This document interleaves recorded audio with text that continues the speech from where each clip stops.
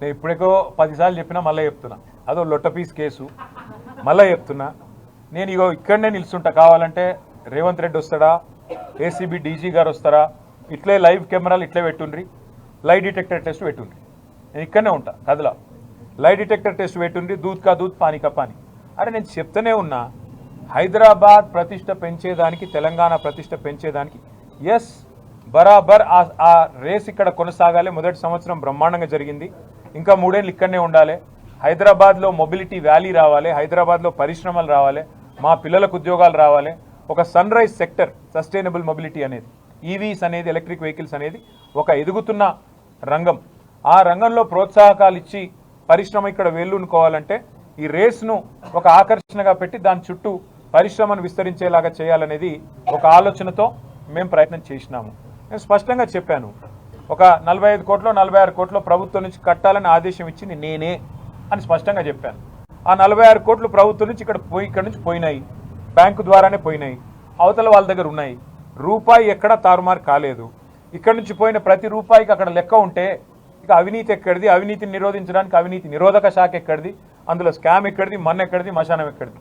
అందుకే దీన్ని ఒక లొట్టపీస్ కేసు అని చెప్పినా, మళ్ళీ చెప్తా ఉన్నా, ఏమేస్తారో ఛార్జ్ షీట్లు, ప్రాసిక్యూషన్లు, జైళ్ళు వేసుకోండి. నేను లైవ్ టీవీల ముందు మళ్ళీ చెప్తున్నా, నాకు ఎంత దమ్ముంటే నేను చెప్పాలి. ఈ దేశంలో రాజకీయ నాయకుడు అని చెప్పినాడవే, నా మీద ఏమైనా కేసు పెడితే రారాబాయి చూసుకుందాం, పెట్టు లై డిటెక్టర్ అన్నాడో 2 వరకు.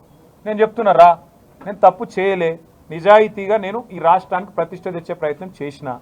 పెడతావా పెట్టు కేసు, ఏమయ్యేది నీ లొట్టపీస్ కేసుతోని? ఈ లొట్టపీస్ కేసుతోని, లొట్టపీస్ ముఖ్యమంత్రి గారితోని మాకేం ఫరక్ పడది. ఆయన ఏం చేసినా, ఎన్ని కథలు పడ్డా మేము ఇట్లనే పిల్లల తరపున కొట్లాడతాం, రైతుల తరపున కొట్లాడతాం, నువ్వు ఇచ్చిన హామీల కోసం, మహిళల కోసం కొట్లాడతాం. మేము మాత్రం కాంగ్రెస్ ప్రభుత్వాన్ని వదిలిపెట్టం. 6 గ్యారెంటీలు అమలయ్యేదాకా, నీ 420 హామీలు నెరవేర్చేదాకా నిలదూస్తూనే ఉంటాం, నిజాన్ని బయటికి లాగుతూనే ఉంటాం. Thank you. 44 కోట్ల రూపాయలు పార్టీకి చందాగా వచ్చినాయనేది ఏసీబీ నిర్ధారించినట్టు చెప్తున్నారు అని మీడియా ద్వారా లీకులు తప్ప ఒక్కడన్నా ముందుకొచ్చి మాట్లాడి ఉన్నాడువా? ఒక అధికారి ముంగటికి రాడు, ఒక మంత్రి ముంగటికి రాడు. ఇలాంటి చాతగాని వాళ్ళు లీకుల ద్వారా ఎన్ని రోజులు బతుకుతారు నాకు అర్థం కాదు. పెట్టమని కేసు. ఇప్పటికి నన్ను 3 సార్లు పిలిచిండ్రు, 8 గంటలు పెట్టినరు. నేను చెప్పిన దమ్ముంటే రేవంత్ రెడ్డిని రమ్మన్నాడు, ఆయన మీద ఏసీబీ కేసు ఉంది, నా మీద ఏసీబీ కేసు ఉంది, రా ఇద్దరం కూర్చుందాం.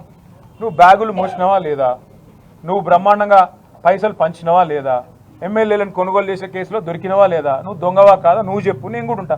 ఇట్లా పక్క నిలబడదాం, ఇద్దరం లై డిటెక్టర్ టెస్ట్ పెట్టుకుందాం. ఎవరు వాస్తవం చెప్తున్నారు, ఎవరు అబద్ధం చెప్తున్నారు రాష్ట్ర ప్రజలు చూస్తారు, ఏమున్న దానిలో. అయినా ఇంకోటిగా మా మిత్రులు చెప్తున్నారు, ఏదో రొటీన్ వ్యవహారం ఇది, ఛార్జ్ షీట్ వేయడం మీద పెద్ద ముచ్చట కాదు, మీరు దాన్ని ఏదో అంతర్జాతీయ ఇష్యూలాగా మీరు కూడా చూడవద్దని నా విజ్ఞప్తి. Thank you.